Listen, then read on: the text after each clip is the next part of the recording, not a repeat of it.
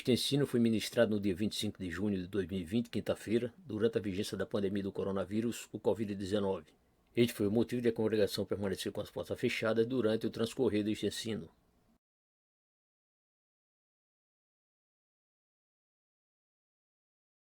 Quando Jesus entra no coração, ele faz uma ampla mudança e com certeza ele está com você se você não o negá-lo, se você continuar firme. Apesar das dificuldades, apesar da luta que nós passamos, Jesus está em nosso barco. Por isso ele não vai afundar, viu, meu irmão? Não vai, você não vai naufragar na fé, porque Jesus está com você. Não o abandone, esteja sempre com ele. Em qualquer circunstância, esteja com o Senhor Jesus e certamente você vai passar dificuldade. Claro, isso é inerente à vida do crente, mas a presença de Jesus é a segurança que tudo vai dar certo em nome do Senhor. Queridos, hoje é culto de doutrina, culto de ensino, culto de instrução. É uma oportunidade para que aprendamos a palavra do Senhor, uma oportunidade para que possamos entender cada vez mais a vontade do Senhor para a nossa vida. Acabamos de ler há poucos minutos um texto que encontra-se na primeira epístola do apóstolo João, capítulo número 5 e o verso número 19.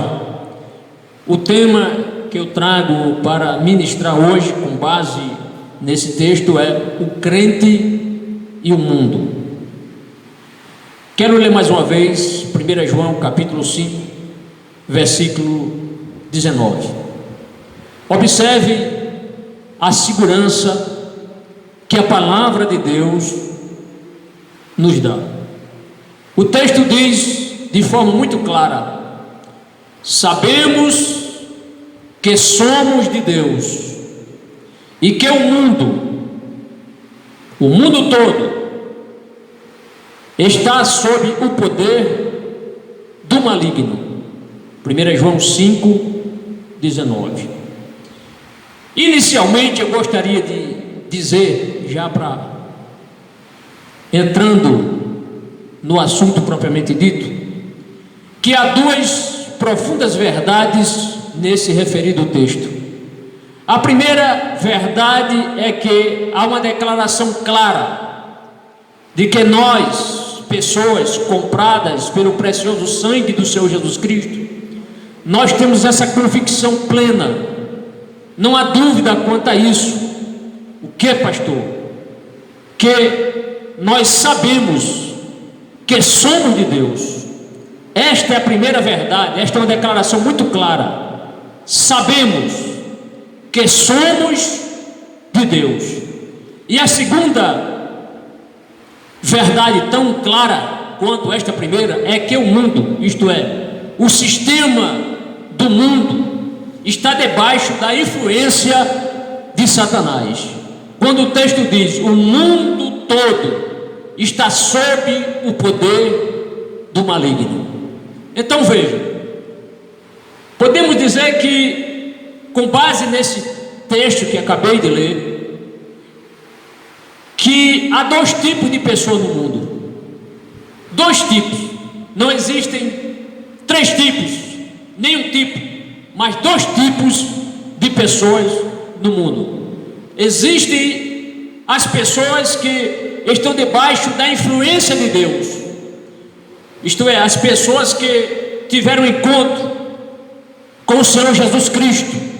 Mas também existem as pessoas que estão debaixo da influência do diabo, debaixo da influência do inimigo do Senhor.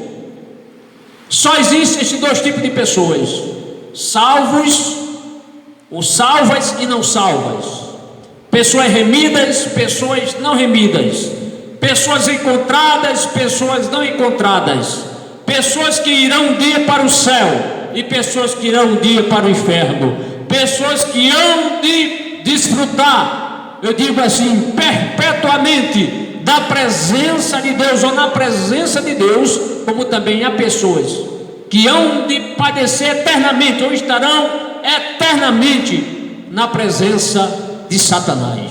De que lado você está? Que decisão você tomou? Só podemos ter essas duas escolhas: vida eterna com Cristo ou vida eterna com Satanás.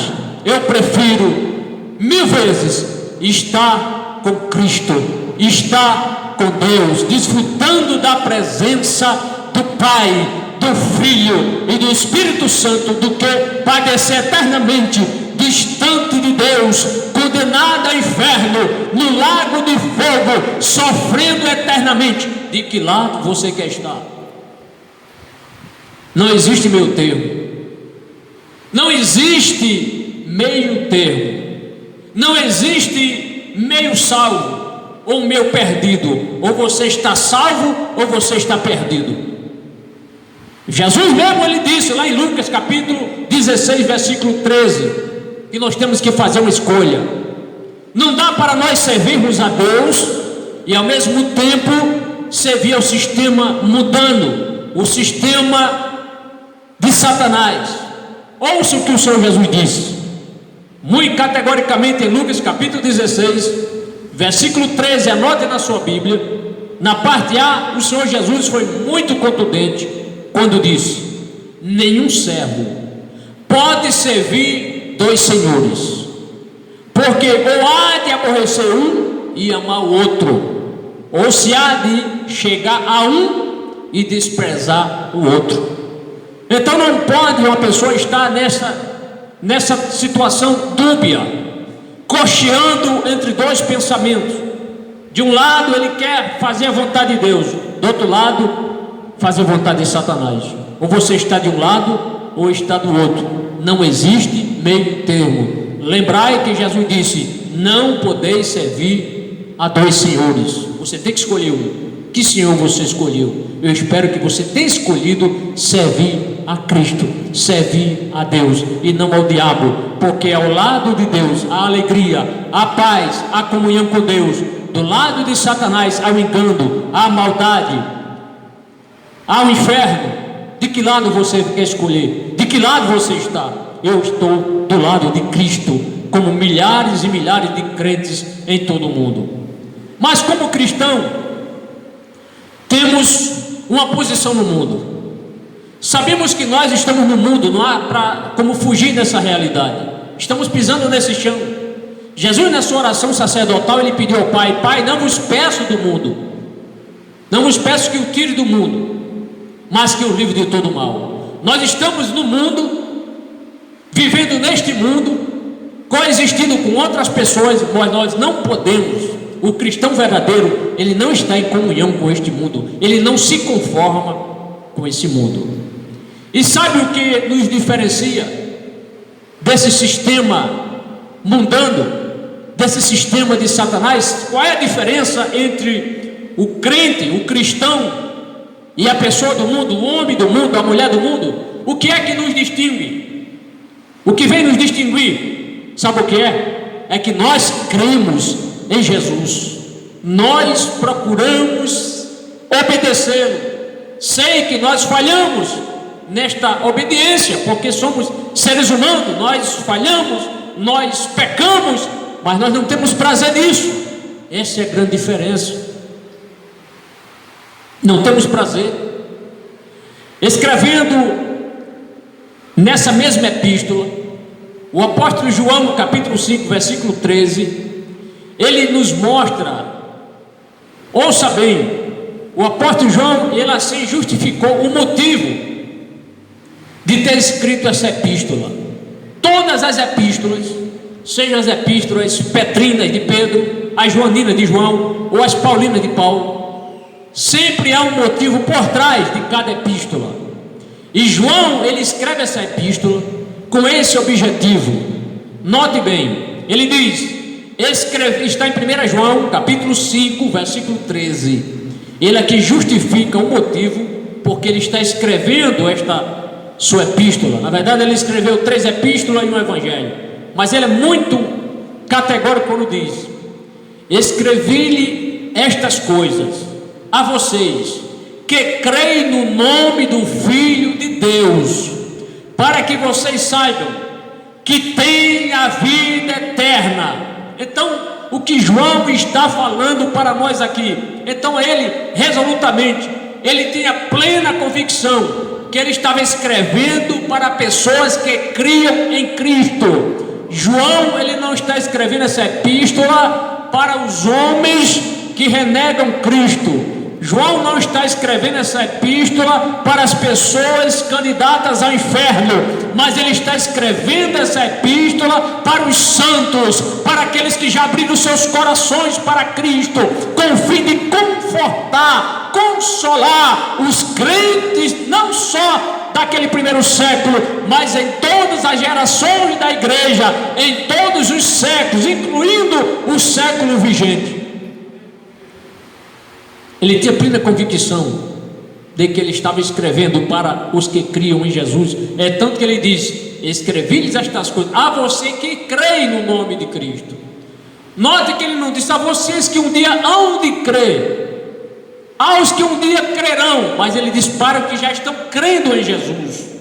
Escrevi-lhe estas coisas a vocês que creem no nome do Filho de Deus. Sabe por quê? Aí ele complementa: para que vocês saibam que tem vida eterna. Viu, irmão? Você que quer em Cristo, você que abriu seu coração e confessa Jesus como seu único Senhor e Salvador da sua vida, se você persistir, seguir a Cristo, você desfrutará, você terá a vida eterna. E vida eterna, sabe o que é? É vida para sempre na presença do Criador, é vida para sempre na presença de Jesus, é vida para sempre gozando as delícias celestiais em Cristo Jesus nosso Senhor.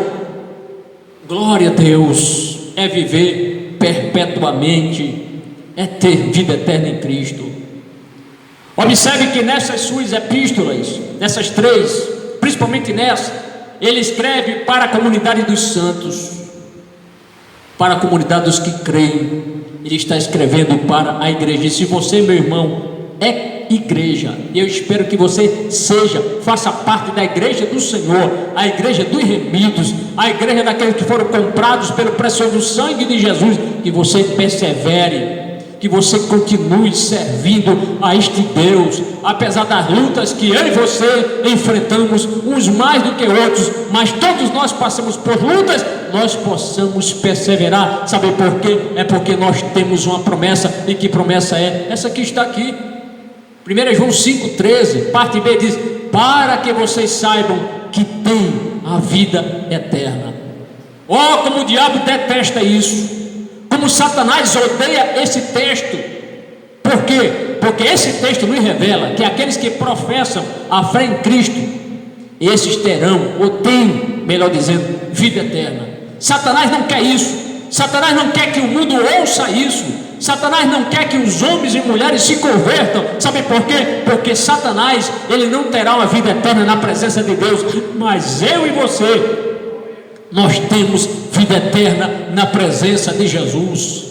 Satanás perdeu esse privilégio quando ele era um anjo de luz, rebelou-se contra o Senhor, quis se exaltar perante o Senhor, e ele foi expulso da presença do Criador. Ele sabe que o céu é um lugar literal, o céu realmente existe, o céu é a morada de Deus, lá estão os anjos, os querubins, os serafins, os seres viventes, e é para lá que os remidos em Cristo vão um dia.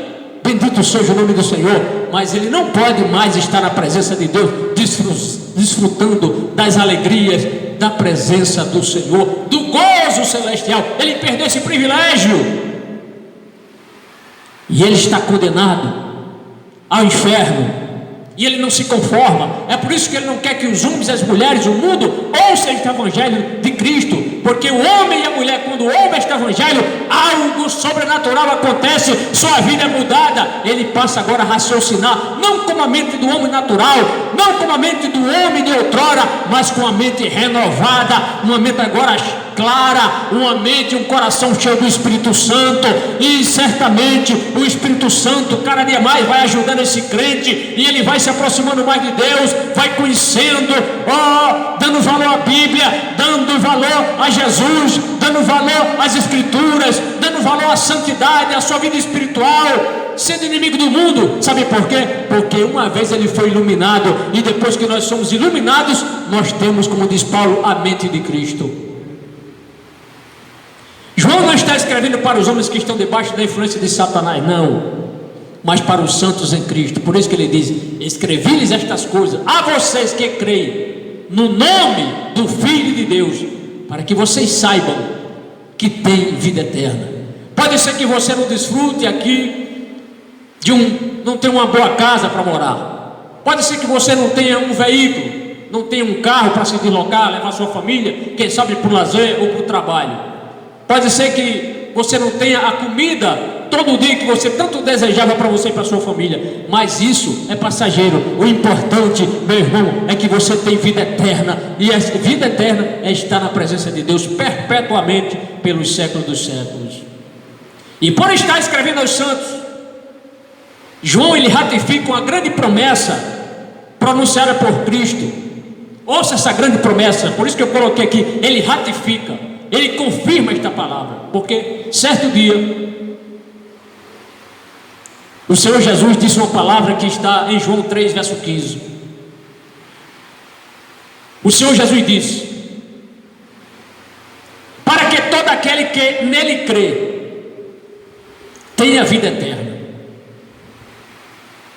Jesus ele declara isso para um grande homem, Nicodemos, doutor da lei, um homem muito instruído, mas não conhecia ainda Cristo de fato como ele é, o que ele veio fazer. E precisou o Senhor Jesus gastar ali um certo tempo, alguns minutos, conversando com este homem. E no meio dessa conversa, Jesus declara que é necessário que a pessoa deve nascer de novo. O homem tem que nascer de novo. Isto é, a partir desse novo nascimento, ele vai pensar com a mente renovada. Tudo para ele agora fica claro. Nicodemos até então não tinha esta visão, não tinha esse entendimento. O entendimento que ele tinha era limitado, era o entendimento da lei, e pela lei ele sabia que ninguém seria salvo. E foi necessário ele de noite ter esse encontro com o Senhor Jesus. E no meio desta conversa, o Senhor Jesus declara: para que todo aquele que nele crê tenha a vida eterna. João, que foi discípulo do Senhor Jesus, ouviu isso não só uma vez, em muitas ocasiões. Jesus ele usou esse termo, ele falou sobre a vida eterna. E João agora ele escreve aos crentes, aos santos que creem em Cristo, que tem vida eterna, mostrando, ratificando esta promessa que o Senhor Jesus disse quando ele escreveu. Isso está em 1 João capítulo 5, não no versículo 19, mas no versículo 13, que eu quero ler agora, na parte B. Ele diz: para que vocês saibam que tem a vida eterna. Tem a vida eterna, não tenha dúvida, irmãos, a vida eterna é uma vida real. Esta vida que eu e você estamos vivendo aqui, alguns chegam a 80 anos, alguns chegam a 90, quem sabe 100, até chegam a passar, rarissimamente alguém chega, passa dos 100 anos e de repente se vai. Esse corpo meu, os ossos, minha carne, um dia, a sua também, vai perecer no pó, porque o pó, tu és pó, Deus diz: tu és pó e ao pó retornarás. Mas a vida não consiste apenas de pisarmos nesse chão, de estarmos vivendo neste planeta chamado Terra. Existe uma vida além desta vida, que é a vida eterna, a vida espiritual. Glórias ao nome do Senhor. Para que vocês saibam que tem a vida eterna. Então a vida eterna é uma realidade. Jesus não teria pronunciado, não teria falado sobre vida eterna, não teria falado sobre céu, se isso não fosse uma realidade. Na boca do Senhor Jesus nunca entrou engano. Ele é expressa verdade de Deus. Ele é a verdade. Ele disse: eu sou o caminho, a verdade e a vida. Ninguém vai ao Pai a não ser por mim. Jesus é a maior expressão da verdade de Deus, é Cristo. Então lembre-se que Jesus tinha dito: para que todo aquele que nele crê tenha vida eterna. Você crê em Cristo? Se você crê, você tem vida eterna. Agora, se você não crê, você terá vida eterna, mas não ao lado de Deus, mas com Satanás e os seus demônios. Os anjos que se rebelaram vão padecer eternamente no fogo do inferno. Isto é uma grande realidade. Mas há grandes perguntas que poderemos fazer ainda nesta noite. Por exemplo, como é possível o cristão viver em um mundo sob a influência maligna?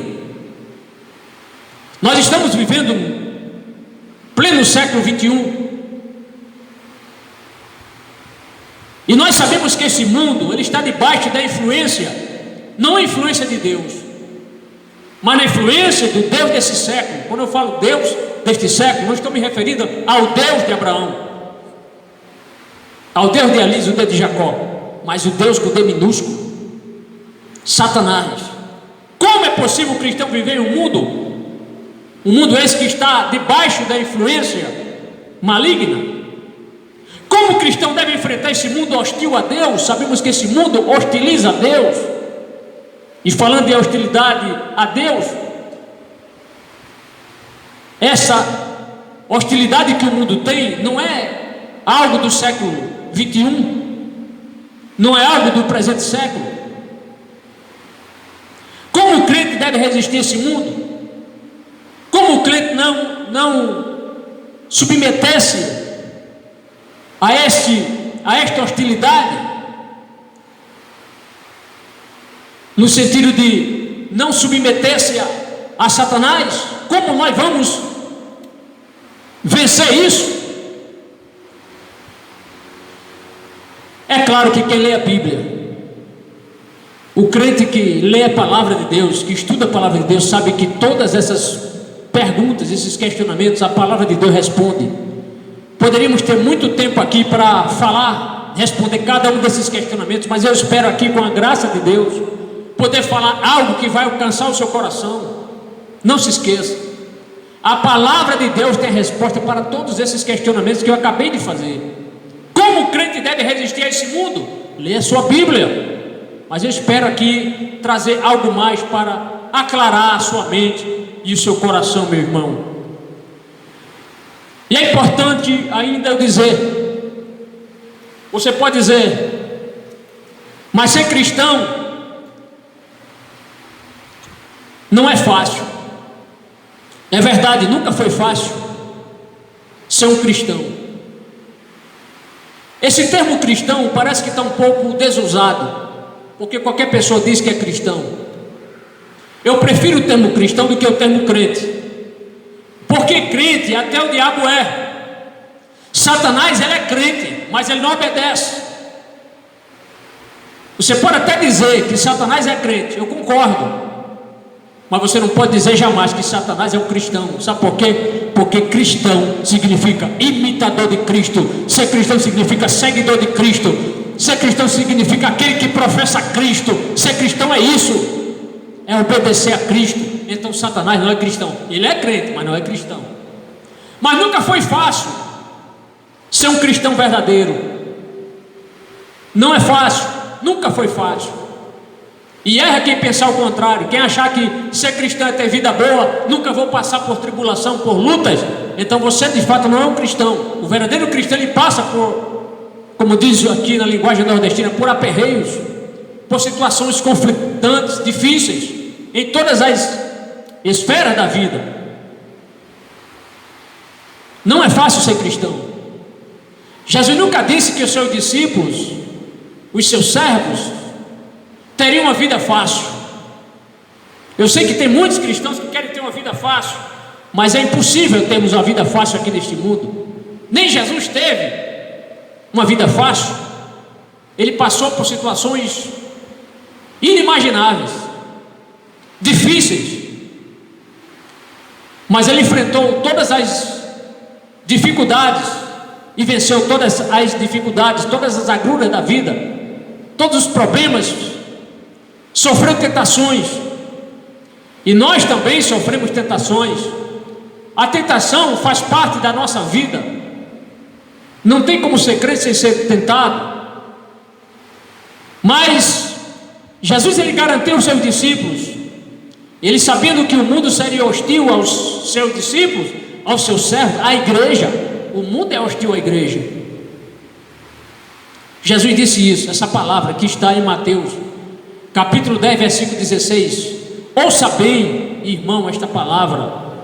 Quando a gente lê esse versículo, a gente concorda que os discípulos do Senhor enfrentariam a morte, enfrentariam dificuldades, obstáculos.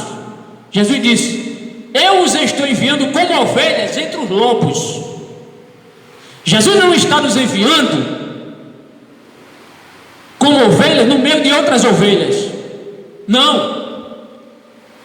Ele disse para os seus discípulos: eu estou enviando vocês para o meio de lobos, lobos vorazes, pessoas que querem silenciar vocês, pessoas que querem destruir vocês, pessoas que querem perseguir vocês, pessoas que querem exterminar vocês, matá-los. Foi isso que Jesus disse: eu estou enviando vocês para o meio de lobos. Qual é a intenção do lobo quando vê a ovelha? Destruí-la, matá-la, exterminá-la. Então, com isso, com essa palavra, Jesus está dizendo que os seus seguidores correrão perigo de vida. Jesus sabia que o mundo iria hostilizar seus seguidores. Claro que ele sabia. E quando eu falo seguidores, tanto na questão da igreja em si, como corpo, como cada crente fiel individualmente, ele sabia disso e ele nos alertou sobre isso. Jesus sabia que o mundo taxativamente iria odiá-lo, principalmente ele. O mundo aborreceu Jesus e consequentemente todos, o verdadeiro crente, se você é de fato fiel, o mundo se aborrece com você. Tem uma pessoa contando mentira, você diz: olha, isso é mentira, não diga uma mentira dessa, fale a verdade. Um crente é assim. Um verdadeiro crente, ele não pactua com a maldade, ele não pactua com o suborno, ele não pactua com o engano, não, porque ele é verdadeiro, porque ele é sal da terra, porque ele é luz do mundo, porque o Espírito Santo está na vida dele, então ele não pactua. Ele afirmou: se o mundo vos aborrece, sabei que primeiro do que a vós, me aborreceu a mim. Jesus disse isso, está escrito em João 15, 18. Se o mundo vos aborrece, ele sabia que o mundo iria aborrecer os seus amados santos servos, a sua igreja. Aí ele alerta, aí ele adverte: sabei primeiro, não se esqueçam, o mundo aborreceu primeiro a mim. E o mundo só aborrece a igreja porque o mundo detesta Cristo. Quando eu digo mundo, é o sistema, é este mundo que não quer se amoldar às orientações de Deus, é o mundo que não quer seguir o manual de Deus, é o mundo que não quer viver para adorar a Deus, mas é o mundo hostil a Deus, é o mundo que vive no engano. Se o mundo vos aborrece, saber que primeiro do que a vós, me aborreceu a mim. Não nos esqueçamos que antes do mundo nos detestar, nos odiar, nos aborrecer, aborreceu primeiro ao nosso Salvador, a Cristo.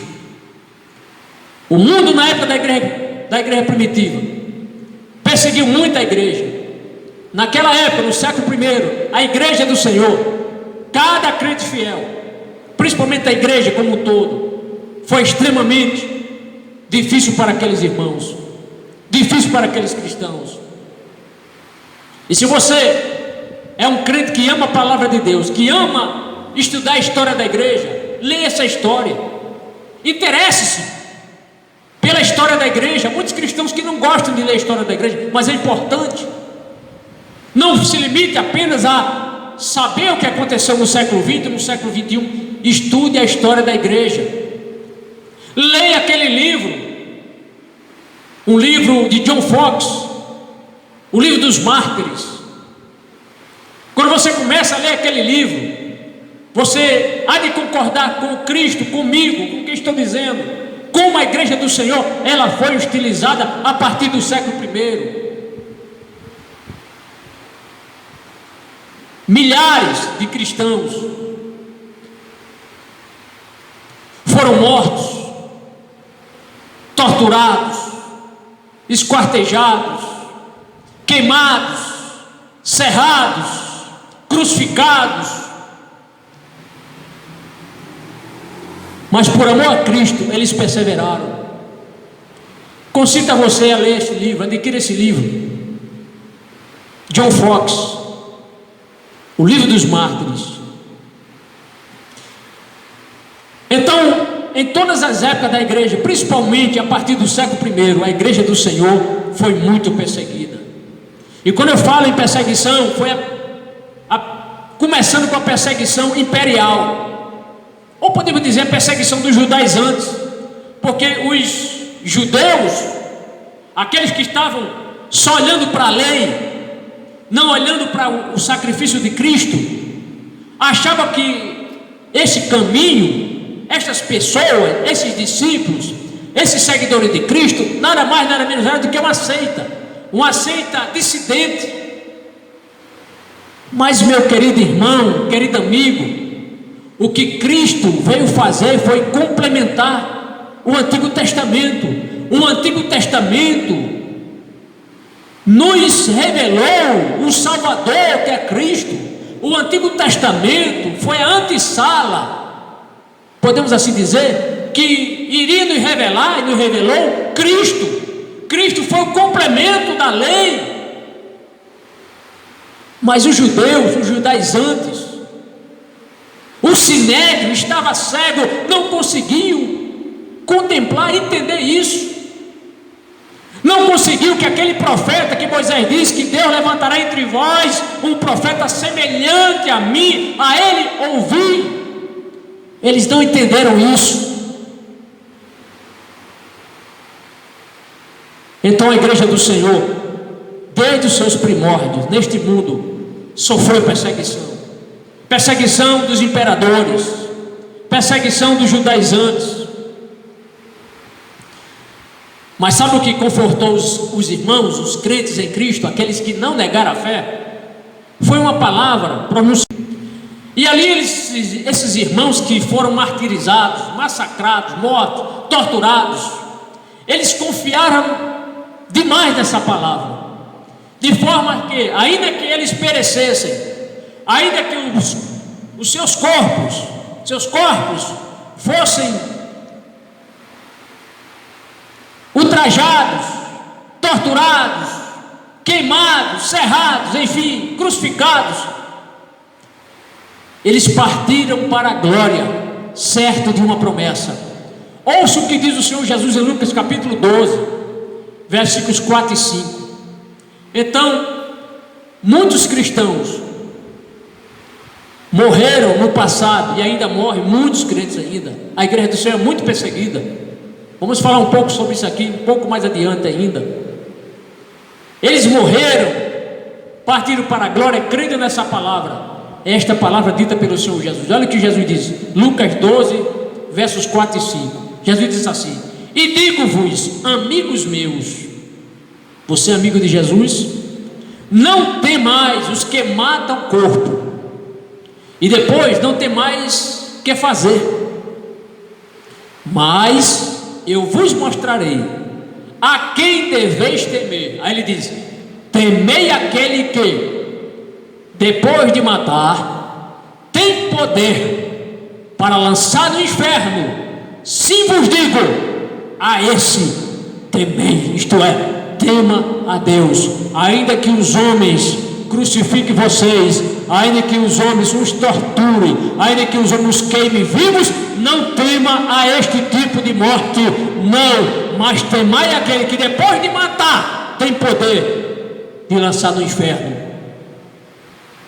É a esse que nós devemos temer. Então, eles morriam crendo, claro, não só nessa promessa, mas isso servia de sustentação para que eles partissem para a glória, temendo unicamente a Deus. Não se importava com o seu corpo, não tinham sua vida, como diz Paulo, a sua vida por preciosa, mas eles partiam para a glória crendo nesta palavra. E assim aconteceu com muitos.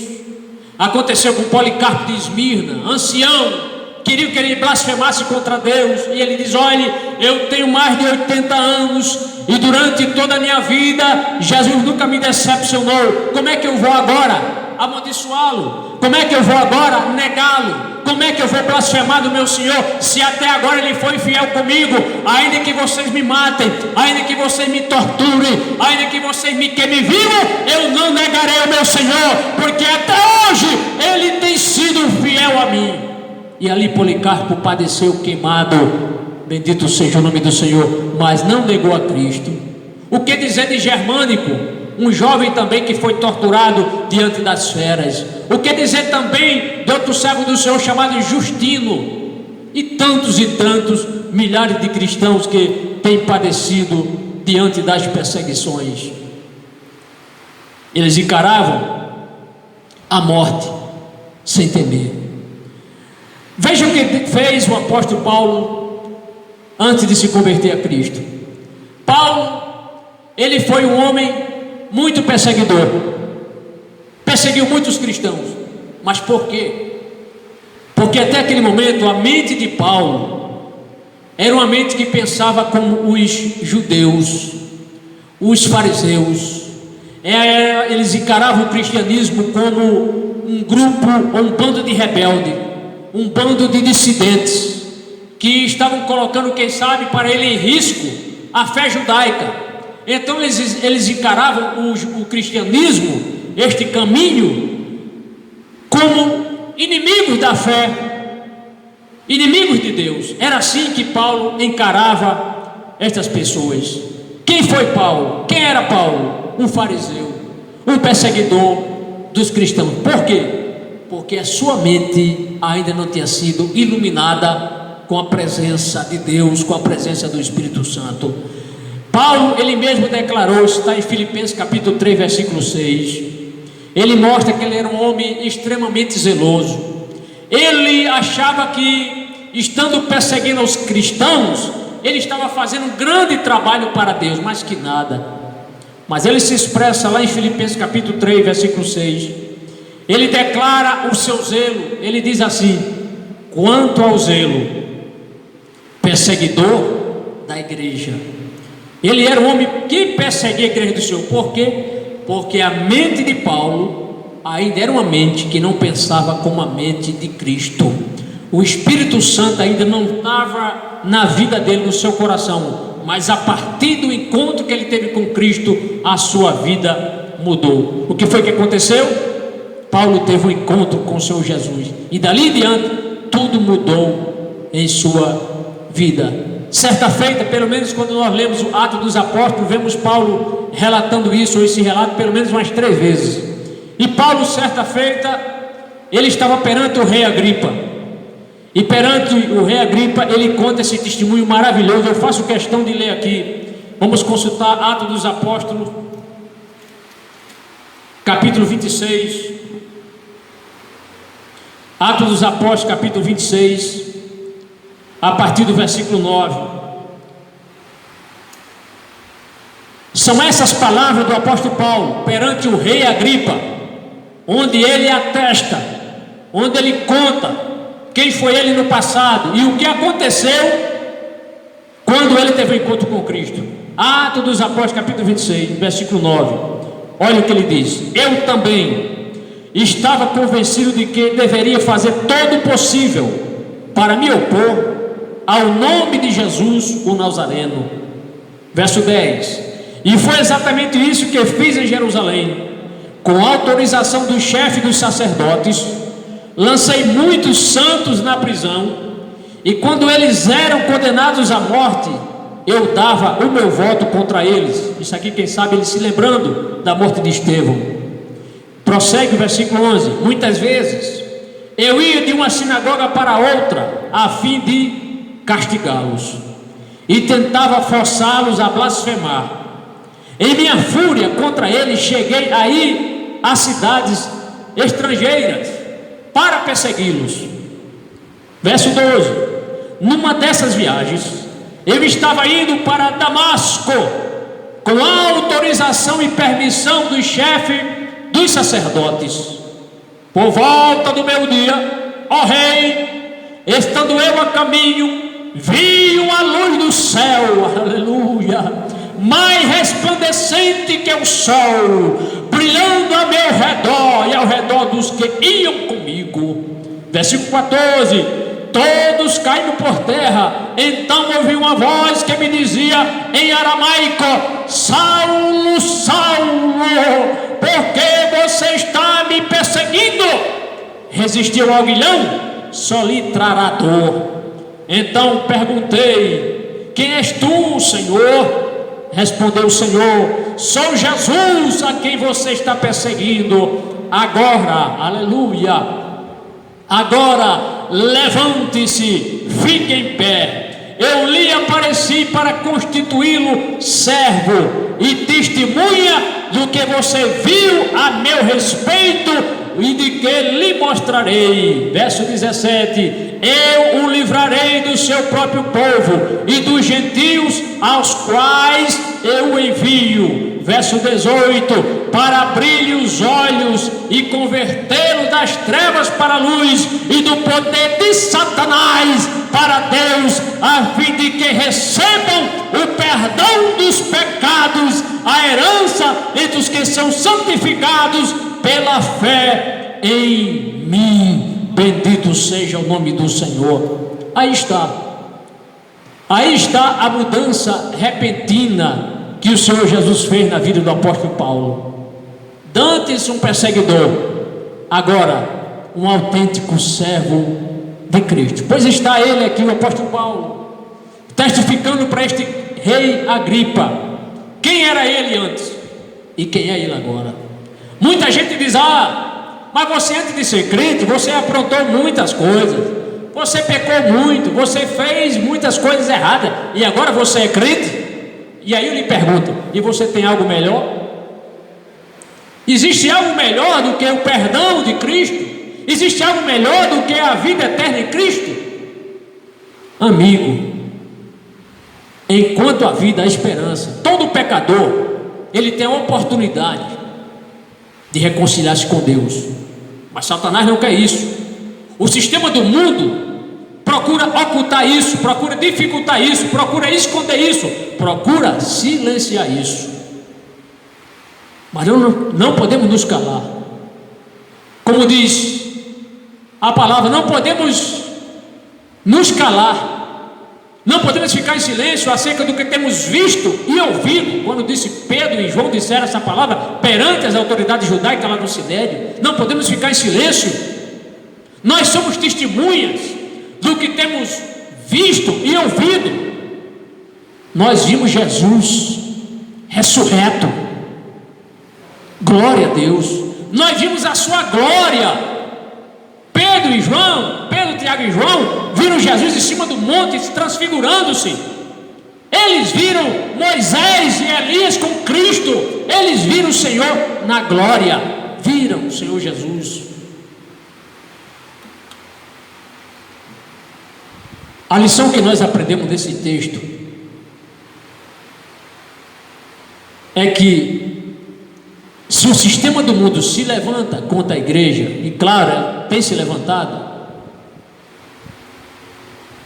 quando nós lemos esse texto que acabei de ler, esse texto, o depoimento de Paulo, quando ele, achando que estava perseguindo os cristãos, de fato ele estava perseguindo a Cristo. Então hoje, o que eu quero dizer com isso é que se o mundo hoje, se esse sistema mudando, que tenta silenciar os cristãos, Você, sistema, Satanás, você está brigando contra Deus e você não vai prevalecer. Todo sistema que levanta-se contra a igreja vai cair por terra. A começar dos imperadores, tentaram silenciar o cristianismo, queimaram Bíblias durante todos esses séculos. Países fechadíssimos acharam que nenhuma Bíblia ia entrar na sua terra, mas entrou. Hoje nós vemos a Coreia do Norte. Deus está usando a Coreia do Sul para abençoar a Coreia do Norte. Na Coreia do Norte é proibido uma pessoa portar uma Bíblia. Quem for pego com a Bíblia transitando em qualquer lugar na Coreia do Norte, essa pessoa é presa, quem sabe torturada e até morta. Mas eu louvo a Deus porque os crentes lá da Coreia do Sul estão enviando Bíblia para a Coreia do Norte. Como? Através de balões. Colocam Bíblia em balões, o balão vai, sobe e desce e cai em algum canto, e pessoas acham aquelas Bíblias, esse precioso tesouro para eles, porque eles não conhecem Jesus ainda como nós conhecemos. E por que nós estamos num mundo tão difícil hoje? Por causa disso, porque esse mundo hostiliza Cristo, principalmente o Evangelho de Cristo. O mundo só está como está hoje porque o sistema do mundo está debaixo da influência do maligno, e ele tem utilizado, não só nesse século, mas a partir deste século, o século anterior, o comunismo. Eu não consigo entender um crente que defende a ideologia comunista. É falta de Cristo na vida, não nasceu de novo. Um verdadeiro cristão que sabe alguma coisa, algo sobre o comunismo, sobre a ideologia comunista, ele vai odiar esse sistema, não odiar as pessoas. Jesus manda nós amarmos nossos inimigos, mas é a questão do sistema opressor que exclui Deus da sociedade. As pessoas não têm liberdade para cultuar este Deus maravilhoso, esse Deus que nos revelou a salvação em Cristo. Foi através do comunismo que milhares de crentes já foram perseguidos, torturados e mortos. A Romênia no século passado, como perseguiu o crente, como torturou o crente, como prendeu o crente, como matou o crente. A Rússia comunista, olha a China também, e está aos poucos entrando no Brasil, já comprou a Band, e assim tem se infiltrado em nossa nação. Mas aqui nesta nação, Satanás não terá vez. Ele pode até ciscar, ele pode até espernear, mas aqui não há espaço para ele. Aqui é uma igreja que ora, aqui é um povo remido pelo precioso sangue de Jesus Cristo, e Satanás não será Senhor do nosso Brasil. Bendito seja o nome do Senhor. Se você quer saber o que o comunismo já fez e está fazendo, aconselho você a ler um livro. Eu tenho esse livro, O Homem do Céu. Um certo pastor amigo meu me indicou esse livro. Eu não tinha lido esse livro, já li 2 vezes. A história de um cristão chinês, como esse irmão sofreu, como esse irmão padeceu através do comunismo. Mas a igreja da China é uma igreja que cresce. Lá é conhecida como a igreja doméstica, tem crescido, apesar das dificuldades, apesar das perseguições. Há milhões de crentes lá nesse país, mas não tem a liberdade que nós temos. Leia o livro Homem do Céu, irmão Yun. Aliás, estou lendo esse livro mais uma vez. Está em nosso canal, em meu canal. Esse livro tem 29 capítulos. Eu coloquei o prólogo, a introdução. Está em nosso canal, canal Pastor Moisés Câmara. Leia esse livro, vá na playlist, acesse, leia, escuta esse livro. Aliás, eu gravei, à medida que eu estava lendo, gravei, está no canal, ouça, para você entender o quanto que o comunismo persegue crentes. Mas mesmo diante das perseguições, a igreja do Senhor nascida está presente, tem crescido. Eu posso até dizer, celeiro de missionários. Este irmão ele anda pregando o evangelho no mundo, testificando do amor de Deus, do amor de Cristo. Quando você lê esse livro, você diz assim: eu não sou crente, crente é esse irmão aqui. E eu quero dizer uma coisa aqui sem medo de errar, não se escandalize. Este irmão, pelo que eu já li na Bíblia sobre o sofrimento do apóstolo Paulo, esse irmão sofreu mais do que o apóstolo Paulo. Leia esse livro, escute, está em nosso canal.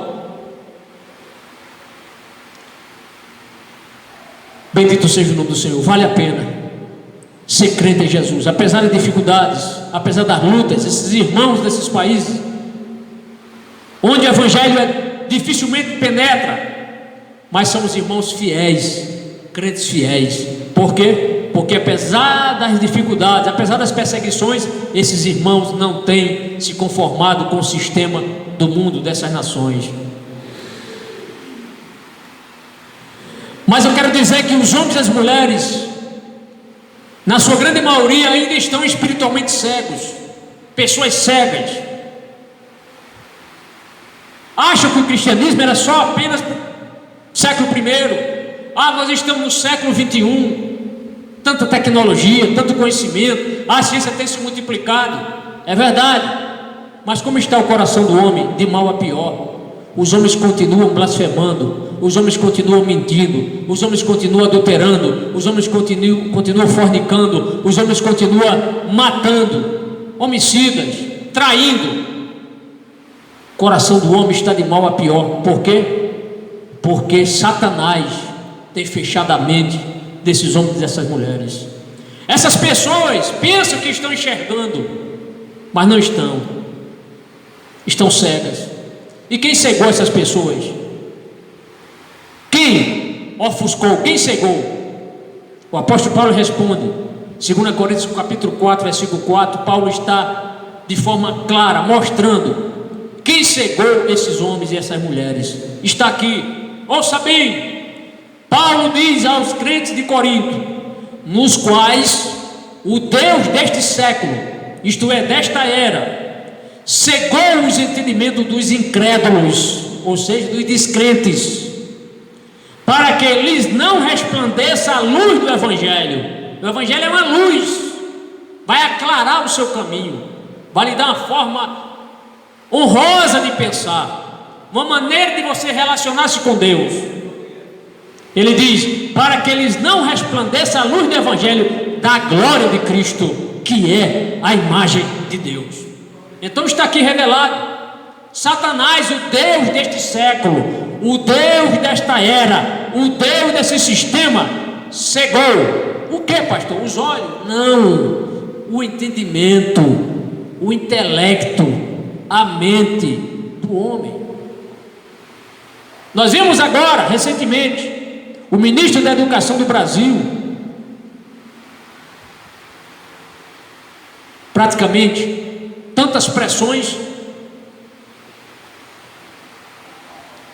e perdeu o cargo de ministro. Não que o presidente quisesse, foi pressão do inimigo de Satanás, porque ele é contra esse sistema comunista que entrou nas universidades no Brasil, essa ideologia maligna, satânica,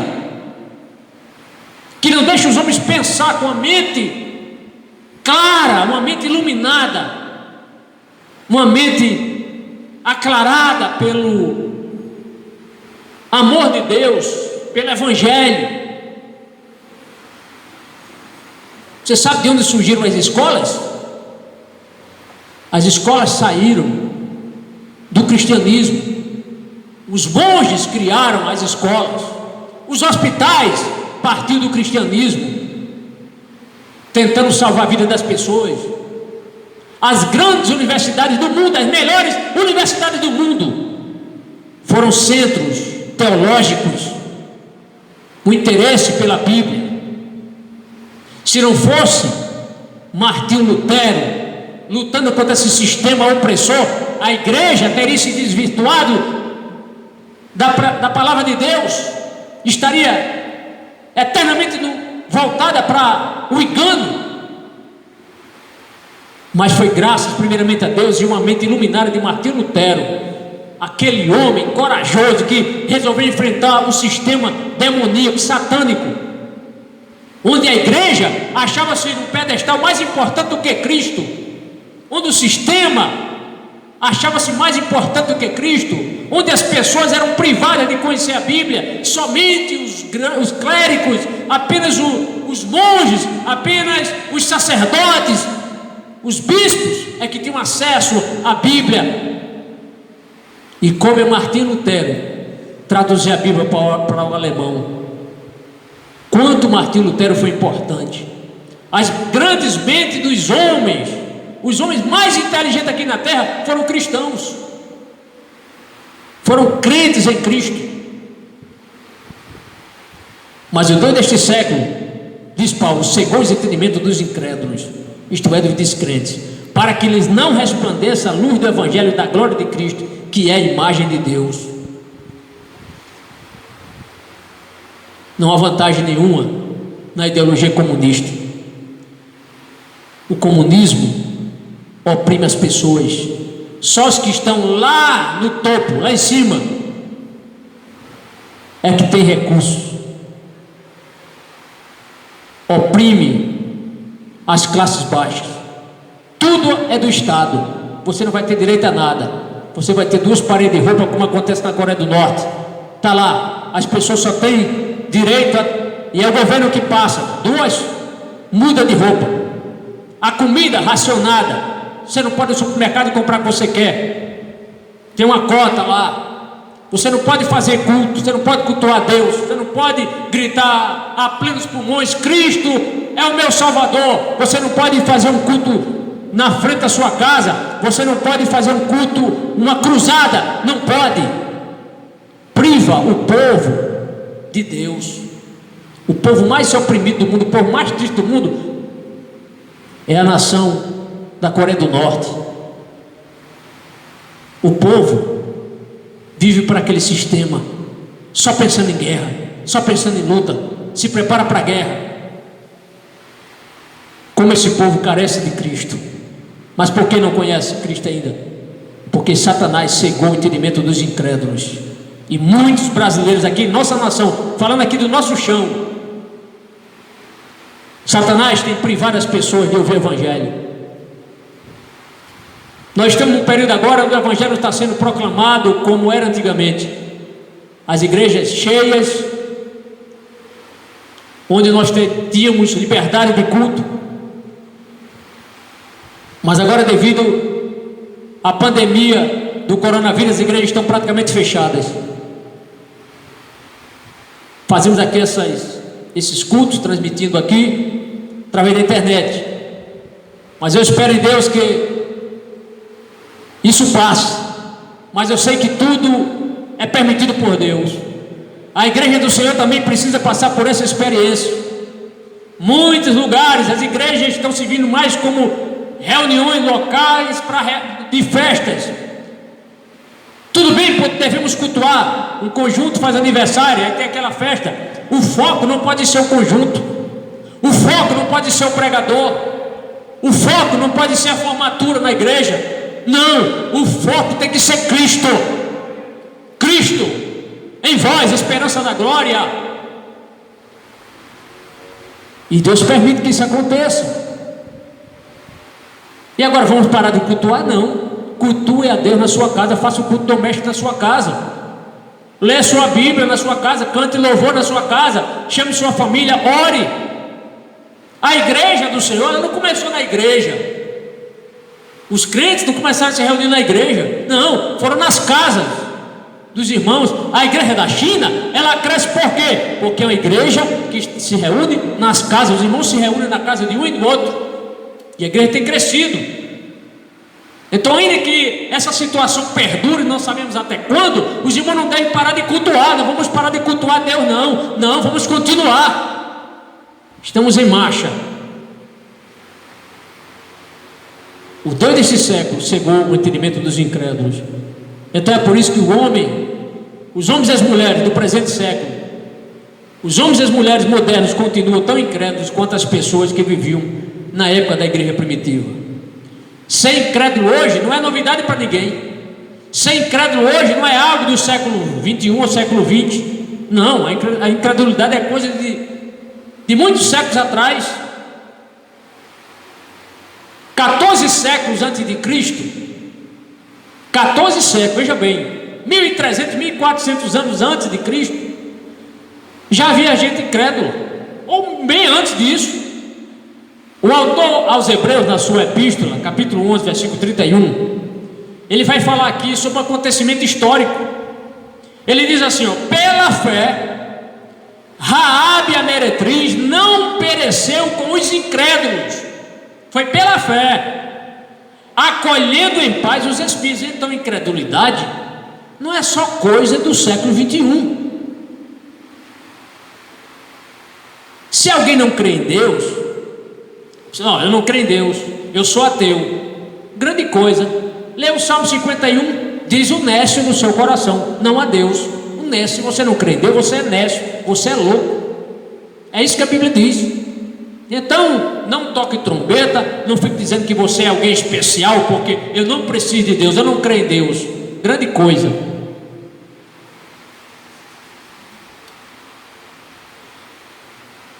Por isso nós sabemos que há dois tipos de pessoas no mundo. Há aquelas que acolhem a mensagem de paz, há aquelas que acolhem a mensagem de Cristo, e as que rejeitam essa mensagem de salvação.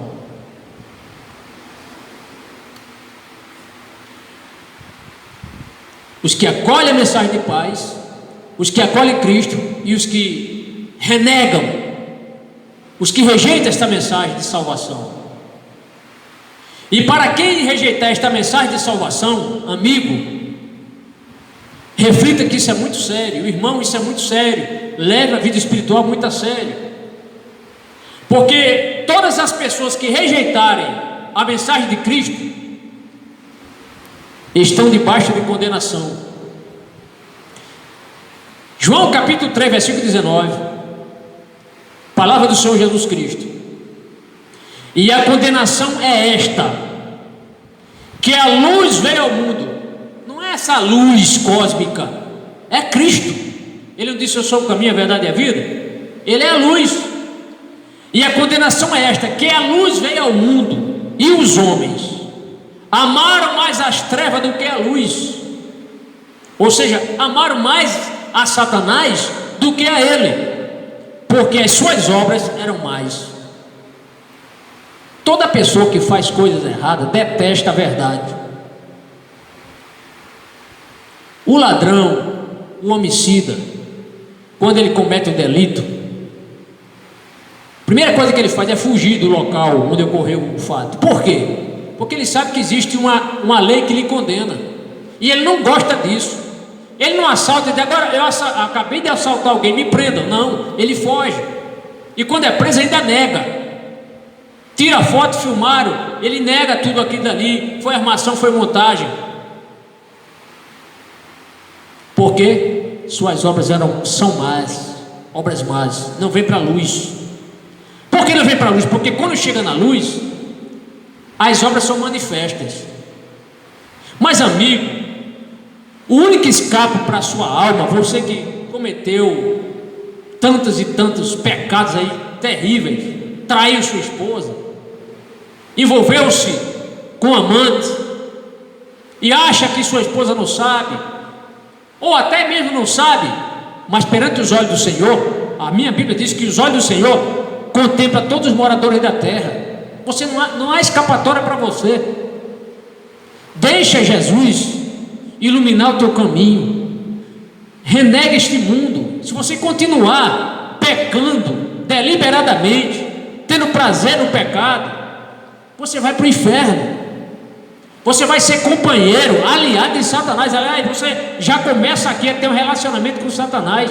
Nesse mundo aqui, ou nós nos relacionamos bem com Deus, ou as pessoas se relacionam com Satanás. Não há meio termo. Lembrar que Jesus disse, não podemos servir dois senhores. E a condenação é esta, que a luz veio ao mundo, mas os homens amaram mais as trevas do que a luz. porque suas obras eram mais. Por que há tanta injustiça no mundo? Faça aqui alguns questionamentos. Por que há tantas injustiças no mundo? Por que a justiça brasileira perdeu a credibilidade? A nossa justiça perdeu a credibilidade. As pessoas não confiam mais na justiça. As pessoas não estão confiando no Supremo Tribunal Federal. Por quê? Porque aqueles homens estão com a mente a serviço de Satanás. Não há outra justificativa. Mas se algum deles abrir o coração e deixar Jesus ser Senhor da vida deles, eles vão julgar de forma justa. Não haverá parcialidade. Julgarão com imparcialidade os grandes temas, os grandes conflitos judiciais. Porque os políticos, em sua grande maioria, assaltam os cofres da nação. Não são todos, mas na sua grande maioria. Por quê? Porque Satanás cegou o entendimento deles. Faça isso, aceite propina, e assim vão vivendo. Não se tocam, que estão manchando a alma, estão se distanciando cada vez de Deus. Mas por quê? Porque não abre o coração para Deus, não querem ser iluminados, não querem vir para a luz. Porque os partidos de esquerda tentam a todo custo dar um impeachment em um presidente, em nosso presidente. Por que é isso? Porque se ele fosse um assaltante, se ele tivesse roubado o dinheiro da nossa nação, como outros fizeram, desviaram, mandaram dinheiro para outros países, não investiram aqui, e quando chega um presidente, estou citando aqui um exemplo, um presidente honesto, um presidente que ele professa ser cristão, um presidente que declara-se amigo de Israel, um presidente que é a favor do casamento na família tradicional, um presidente que é contra a ideologia de gênero, um presidente que é contra a erotização de criança. Aí o inimigo não gosta disso, ele quer alguém do jeito dele, do jeito de Satanás, alguém que roube, alguém desonesto, alguém que dê propina para um, propina para outro, com arrumadinho para lá, de toma lá da cá. É isso que Satanás quer. Satanás não está satisfeito com o presidente do Brasil, que de vez em quando vai lá e declara João 8,32: e conhecereis a verdade, e a verdade vos libertará. Satanás detesta isso, Satanás odeia ouvir isso. É conhecer a verdade, amigo. Oh, se você conhecesse essa verdade que é Cristo, você pararia de fazer essas coisas erradas que têm levado você para o inferno. Só há uma resposta para essas perguntas: é que os homens amaram mais as trevas do que a luz, porque suas obras eram mais. João 3,19. E do mesmo modo que o apóstolo João escreveu as suas epístolas para confortar os santos, eu também estou tentando aqui confortar os irmãos, para que os irmãos continuem fiéis. Brevemente o Senhor Jesus vem buscar a sua igreja. Glória a Deus. Não se assuste com o que está acontecendo no mundo, com a peste que está no mundo. Deus é o Deus que traz a peste e é o que leva a peste. Deus é o Deus que manda praga de gafanhoto e é o Deus que leva os gafanhotos. Até ontem, alguns brasileiros, principalmente as pessoas do sul, do Rio Grande do Sul, do Paraná, estavam amedrontados, achando que aquela nuvem que estava de gafanhoto, que estava na Argentina, viesse para o Brasil. Mas segundo informações, foi para outro país, mas não está descartado vir para o Brasil. E se vier? E se vier? O crente vai estar amedrontado com isso? Não. Deus permite. Deus está no controle de todas as coisas. Você pode dizer: pastor, eu não gosto dessa palavra, o senhor falou muito sobre condenação. Eu falei, é verdade, mas eu também estou falando de salvação. Estou aqui neste púlpito para dizer que se você continuar sem professar que Jesus é seu Senhor, se você continuar no pecado, você vai para o inferno. Mas se você reconhecer que é um pecador e o seu único remédio, o seu único escape é Cristo, amém, aceite como seu Salvador, há esperança para você e há um lugar para você no céu também. Você terá a vida eterna com Cristo. Mas se você renegar, se você rejeitar este plano da salvação, o Cordeiro de Deus, o sangue de Cristo, se você despreza esse sangue, se você despreza esse evangelho, se você despreza essa cruz, se você despreza essa ressurreição de Cristo, você vai perecer no inferno. E não é isso que Deus quer. Ele quer lhe salvar. Deus tem tanto interesse de lhe salvar que Ele enviou o seu Filho ao mundo, para que todo aquele que nele crê não pereça, isto é, que não vá para o inferno, mas que creia nele. Há lugar para você se você se arrepender. Eu estou nesse púlpito para isso, para falar essas verdades. Não estou aqui para falar de mim mesmo, não, estou aqui para falar de Cristo. Mas como então poderemos nos portar diante desse mundo tão hostil a Deus? Como podemos nos portar? Como estamos nos relacionando com este mundo? Estamos nos conformando com este mundo? O que nós devemos fazer? Como devemos nos ajustar? Qual deve ser a nossa relação com este mundo, com o que este mundo está enfrentando hoje? Devemos estar amedrontados com o coronavírus? De forma alguma. Deus está no controle. Qual é a diferença entre este mundo e nós? Entre o homem do mundo, quando eu falo homem, incluo a mulher e o homem, e nós cristãos. A diferença é Cristo em nossa vida. A diferença é que nós temos um remédio, que é Jesus. O que é que eu estou fazendo aqui? Estou dizendo que há escapatória para a sua alma. Arrependa-se dos seus pecados, confesse a Cristo como seu Salvador, e Ele vai lhe amar, Ele vai lhe tratar como filho, vai dar a você a condição de filho, e você terá uma vida eterna com Ele. Mas só há uma resposta para essas questões que fiz agora. Está em Romanos capítulo 12, versículo 2. Como não sermos moldados por este mundo? Estamos vivendo nesse mundo, desfrutamos muitas vezes do mesmo alimento, o mesmo alimento que o crente, o cristão come, o homem incrédulo come. Os mesmos meios de transporte que eu utilizo, você também utiliza. As mesmas vestes, pelo menos a mesma fábrica de onde sai a veste, o tecido para confeccionar a roupa sai do mesmo lugar.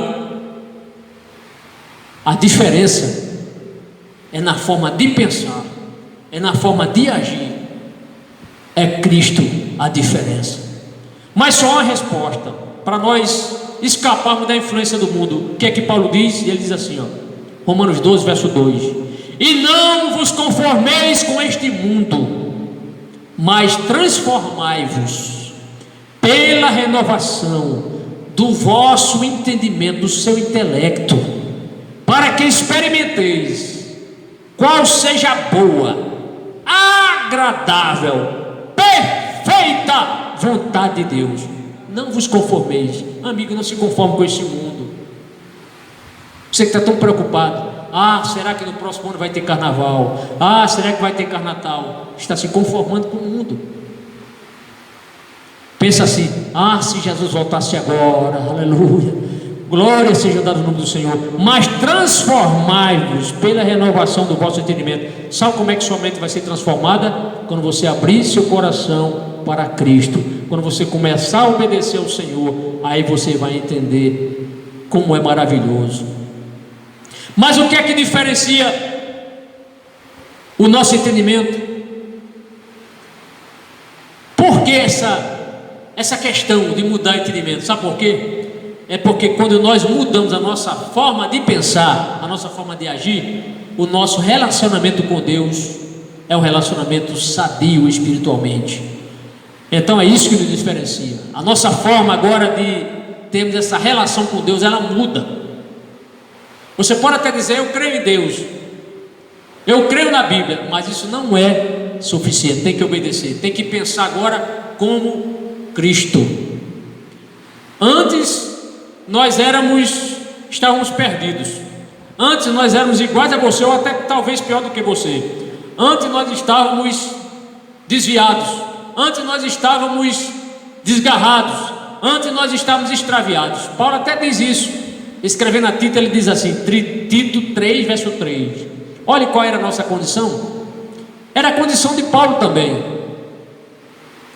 Ele diz assim, porque também nós, ele inclui, porque também nós éramos, não do tempo, insensatos.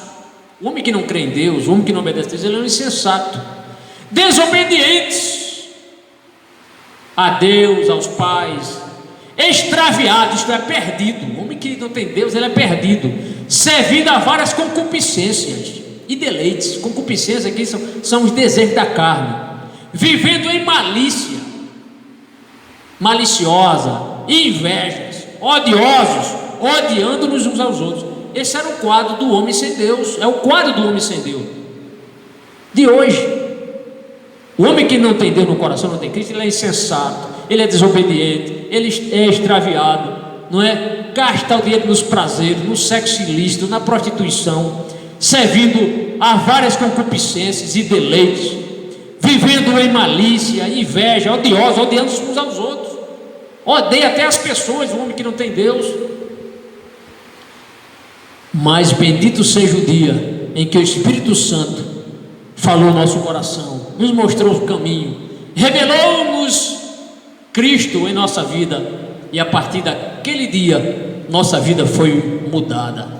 Paulo, escrevendo a sua, já estamos quase concluindo, a sua primeira epístola aos Coríntios, capítulo 2, versículo 16, nós vemos que como foi mudada a nossa forma de pensar. Disse Paulo, escrevendo aos Coríntios: porque quem conheceu a mente do Senhor para que possa instruí-lo?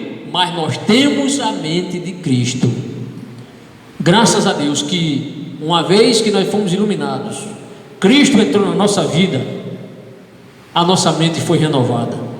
Nós não pensamos mais como o sistema do mundo está agindo, como o comunismo está agindo. Essa ideologia maligna tem agido nas mentes das pessoas, não é? Me mostre alguém transformado pelo comunismo, alguém feliz porque é comunista. Não existe algum, ninguém. Mas porque as pessoas aderem a esse sistema falido, antagônico a Deus? Porque estão cegas espiritualmente. Porque quem conheceu a mente do Senhor para que possa instruí-lo? Aí ele diz: mas nós temos a mente de Cristo. Nós temos agora a mente de Cristo. Então o cristão é alguém que deixou. Ter a mente de Cristo significa que nós deixamos de duvidar das promessas, nós deixamos de nos rebelar contra Deus. Ter a mente de Cristo é dizer que agora eu quero fazer tudo para agradar a Deus. A gente peca porque nós somos seres humanos, ainda estamos nesse corpo do pecado, mas nós não sentimos prazer no pecado. Quando um de nós peca, a gente se entristece, pede perdão, até chora, se humilha: Senhor, me perdoa. O homem do mundo não é assim. Por quê? Porque ele está cego espiritualmente. Então o homem natural, o homem não regenerado, não tem esse privilégio que nós temos de ter esse relacionamento com Deus. Mas eu quero lhe dizer que há esperança para você, tá certo? Há esperança para você.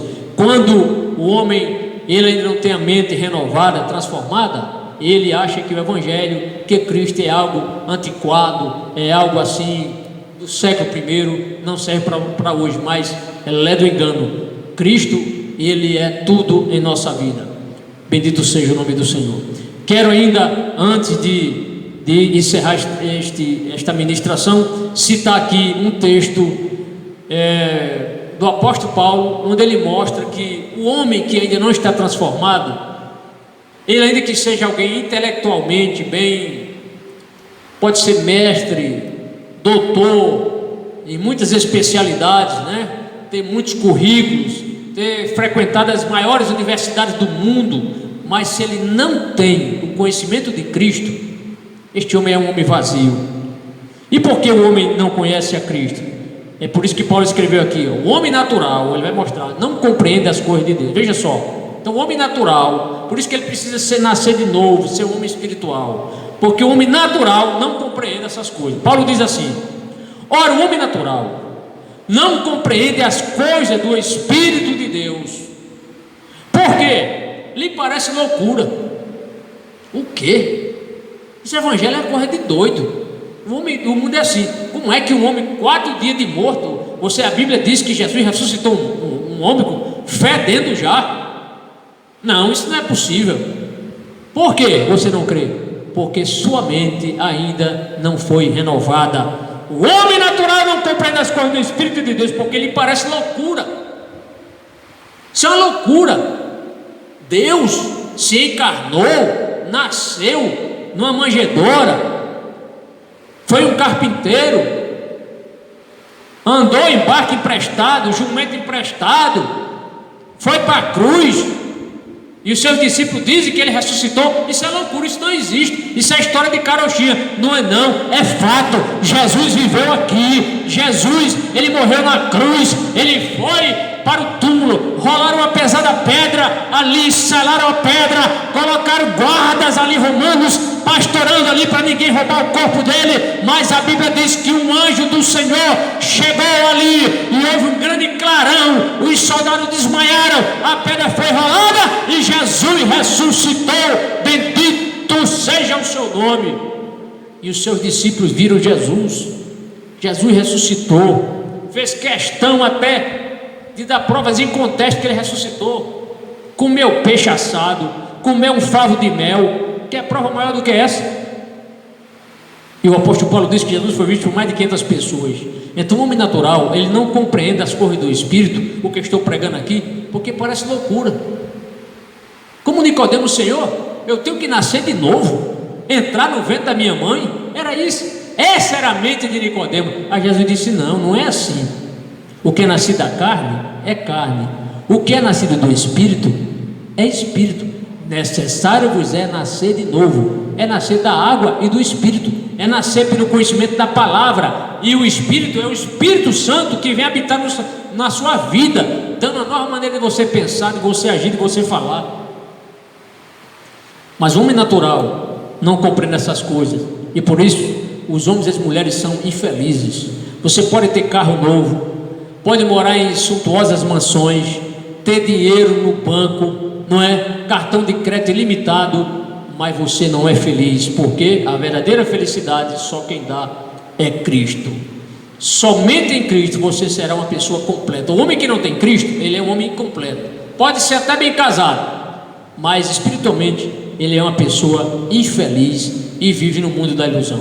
O homem que não tem Deus, o homem que não tem Cristo, ele procura, fica tateando em alguma coisa para ele se apegar, porque ele vive no mundo da ilusão. Por isso que assiste novela, é por isso que ele vai ao teatro, é por isso que ele vai para os campos de futebol ver seu time jogar, é por isso que ele procura os cassinos, é por isso que ele vai para a danceteria, é por isso que ele fuma, por isso que ele se prostitui, por isso que ele usa droga. Por quê? Porque vive no mundo da ilusão. Mas tudo isso é ilusão, é engano, é engodo. Isso é Satanás que traz esses prazeres passageiros para iludir o homem, e ele está distante de Deus. Mas eu quero reiterar aqui o contexto de João. João escreveu no objetivo aqui de confortar os irmãos. O meu objetivo aqui não é lhe assustar, é lhe confortar, é dizer que há esperança para você.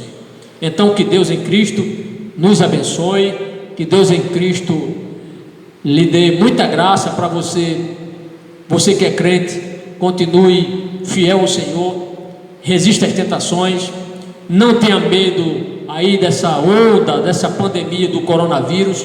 Deus está no controle de todas as coisas. E você que não é crente, amigo, aceite a Cristo como seu Salvador. Eu peço que os irmãos que ouviram essa mensagem, que estão ouvindo, que hão de ouvir, compartilhem essa mensagem. Quantas e quantas pessoas gostariam de ouvir esta palavra, que não é a minha palavra, é a palavra de Deus. Eu estou aqui apenas um canal, aqui Deus me usando para dizer algo, de trazer esperança, dizer que nem tudo está perdido. Jesus é a solução para o seu problema. E falando que Deus está no controle, quero ler o último versículo desse texto no dia de hoje. Deuteronômio, capítulo 32, versículo 39.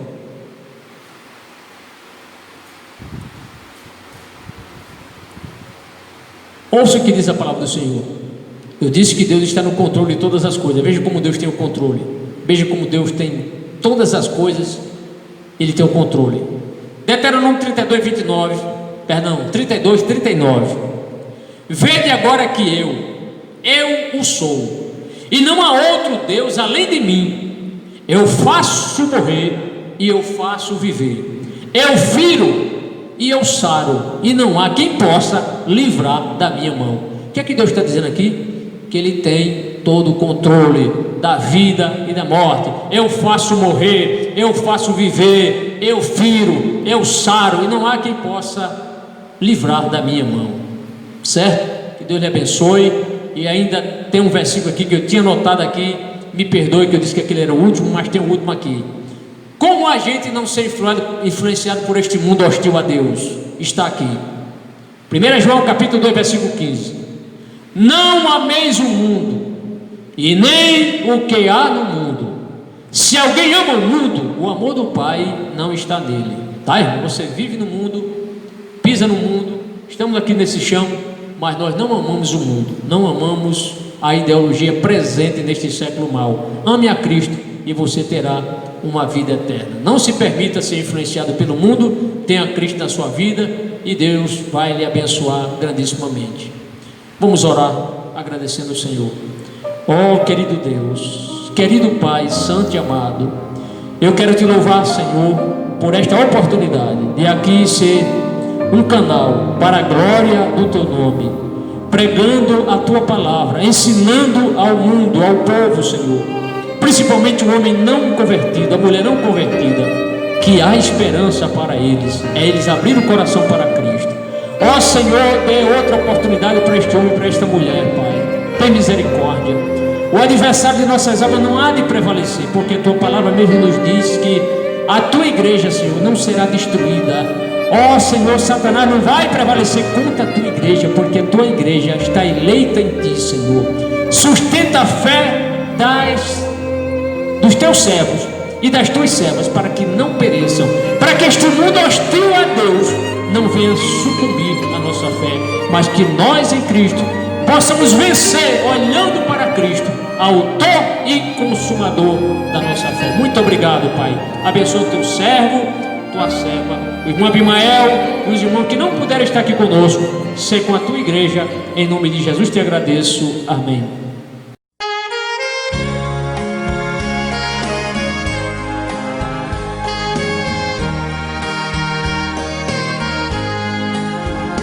Abandona este mar onde podes naufragar, abandona este mundo de horror.